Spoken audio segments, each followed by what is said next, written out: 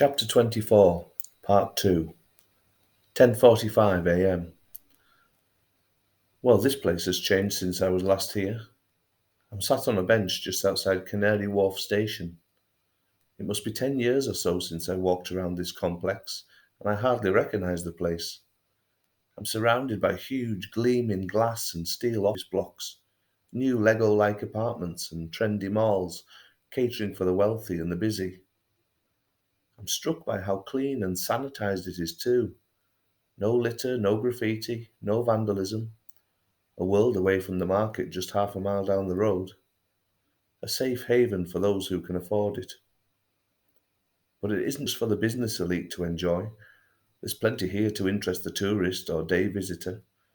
There's continental market stalls, boat trips, riverside walks with great views, parks and information boards, great transport links, and of course the museum that I'm here to see. And it's free to get in. Perhaps the only free thing other than the not quite so fresh air. I'll venture over there shortly. Mum texted earlier too. She hasn't forgotten or given up, which is good to hear, but there's nothing new to report. I looked on the Facebook groups again, but there were no new comments, and the thread had slipped down the page with other news stories taking precedent, such as which is the best place to get a coffee on the market, and Ford Capri for sale, white, 4 previous owners, babe magnet, £2,000 on nearest offer. I used the time on the train over to read up on clinical depression. I'm hardly an expert in it now, but the help sites and many mental health websites paint a vivid picture of the illness and its effects on the individual.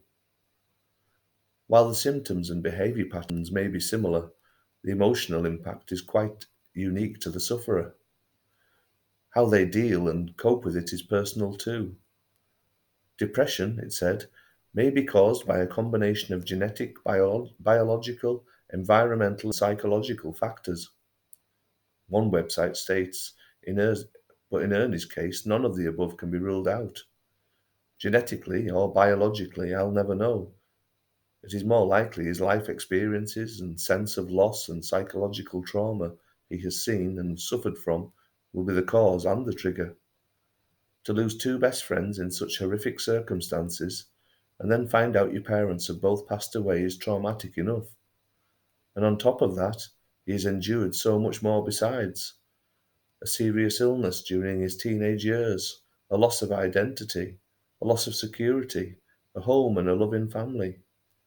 He has witnessed the immense suffering of others in Germany. He has dedicated his life to others. And now, or at least in 1979, he's alone. Through choice? Perhaps not. He had plenty of close friends. He was well liked and loved. But could he see that then?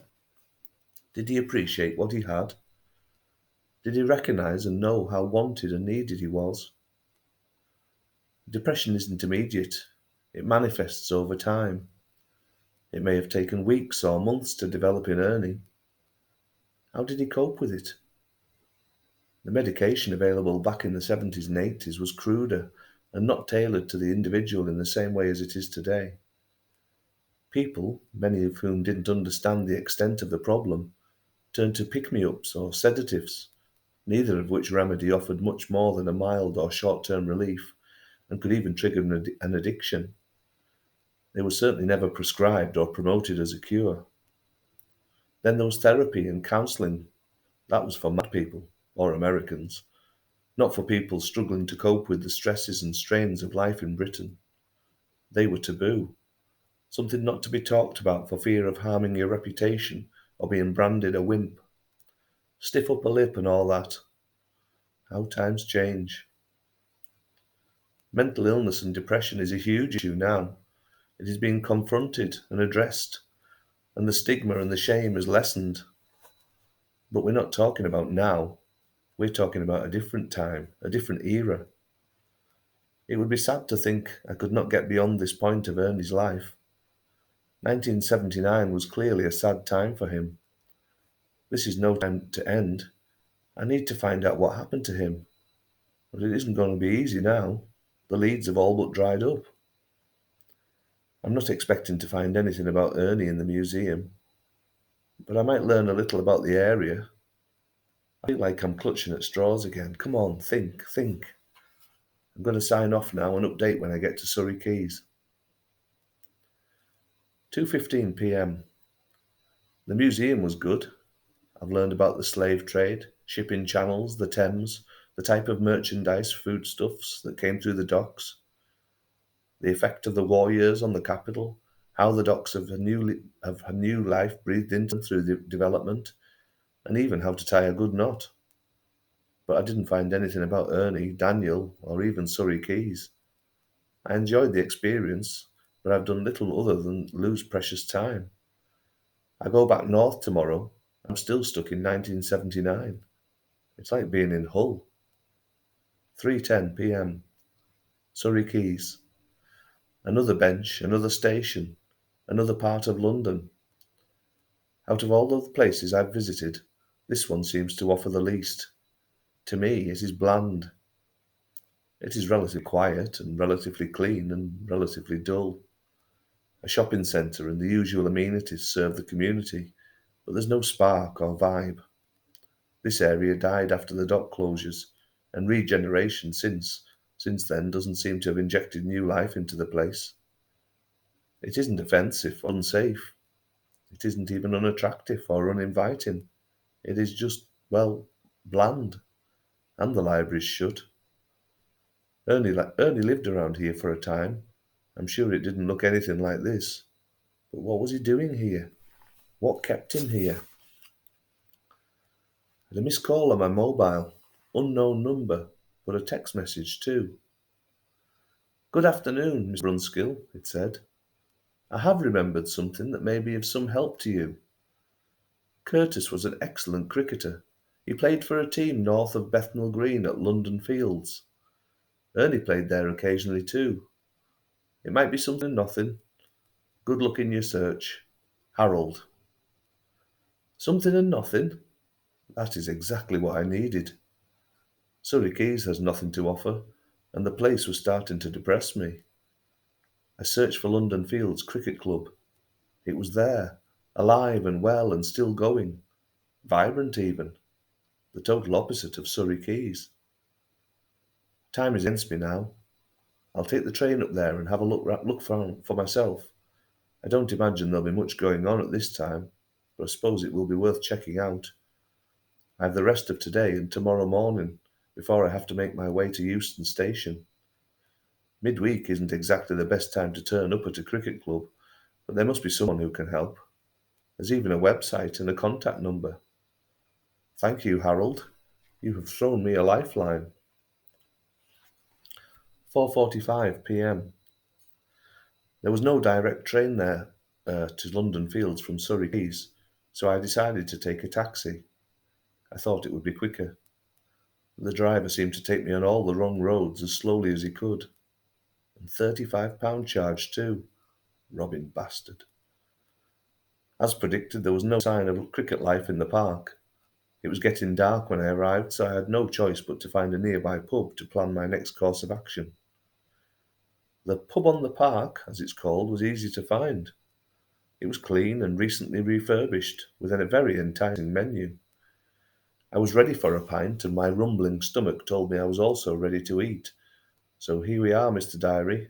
Another excuse for a drinking dinner. I'll give Mum a call in a minute. She can do a bit of Facebook digging while I tuck into a big steak. From the contact page on the cricket club's website, I found an email address and sent them a message asking if it would be possible to speak with or meet with somebody of the club. Hopefully I'll get a response before I leave tomorrow. It also mentions on their website that this pub is a popular drinking hole for the team at any time of year. Well, at least I'm in the right place. But looking at the clientele, I doubt many were even born when Curtis and Ernie played up here. I will update again when I get back to the hotel. Time to eat, drink, and be merry. 8:30 p.m. Back at the hotel. But progress. I got an email back from someone at London Fields Cricket Club. A certain Paul Turley replied just after 7 o'clock to say he'd be happy to meet for a drink. It turns out that at least half the current first team were on their way to the very same pub I was in, while I was devouring my mouth-watering steak with peppercorn sauce.